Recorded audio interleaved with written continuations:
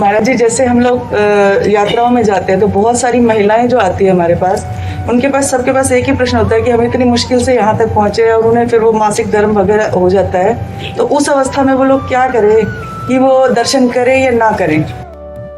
दर्शन करने का सौभाग्य तो नहीं छोड़ना चाहिए, क्योंकि मासिक धर्म एक शरीर की प्रक्रिया है जो प्रत्येक माताओं बहनों के शरीर में स्वाभाविक आती है, महीने में एक बार आती है। अब वो अचानक ऐसी स्थिति आ गई है और बार बार आना जाना हो नहीं सकता, तो हमें लगता है कि स्नान करके और भगवत प्रसादी चंदन जल आदि छिड़क करके भगवत दर्शन कर लेना चाहिए दूर से। ना कोई सेवा सामग्री देनी चाहिए और ना वहाँ स्पर्श करना चाहिए, दूर से दर्शन तो कर ही लेना चाहिए, पता नहीं जिंदगी में दोबारा आना हो कि ना आना हो।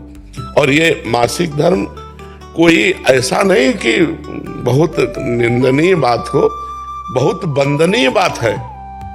माताओं ने देवराज इंद्र की ब्रह्म हत्या को अपने ऊपर लिया है, ये अपराधी नहीं है कि मासिक धर्म निंदनीय, ऐसे नहीं है। इसका रहस्य समझिए, जो माताओं में मासिक धर्म होता है, देवराज इंद्र त्रिभुवन पति है और उनके द्वारा ब्रह्म हत्या बनी वृत्तासुर के मारने की, तो उस ब्रह्म हत्या को ब्रह्म ऋषियों ने विभाजित किया। पहले नदी को दिया जो फेन बुदबुदा के रूप में ऊपर होता है, दूसरा वृक्षों को दिया जो गोंद के रूप में होता है, तीसरा भूमि को दिया जो ऊषर भूमि के रूप में होता है, चौथा माताओं बहनों को दिया जो मासिक धर्म के रूप में होता है। तो ये इनकी वंदना है कि इन्होंने त्रिभुवन पति ब्रह्म ऋषियों की हत्या को इन्होंने अपने ऊपर लिया, इन्होंने थोड़ा अपराध किया है।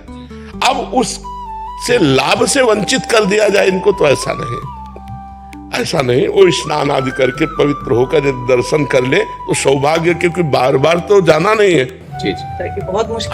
हाँ, नहीं, हम इस बात में स्वीकृति कि आप कुछ भेंट नहीं दे सकते, आप कुछ छू नहीं सकते, लेकिन दूर से दर्शन करके अपना जीवन सौभाग्य तो संभाल सकते हैं। क्योंकि इतनी मेहनत करके किसी भी धाम में सबके पास इतनी अर्थ बाहुल्यता नहीं होती।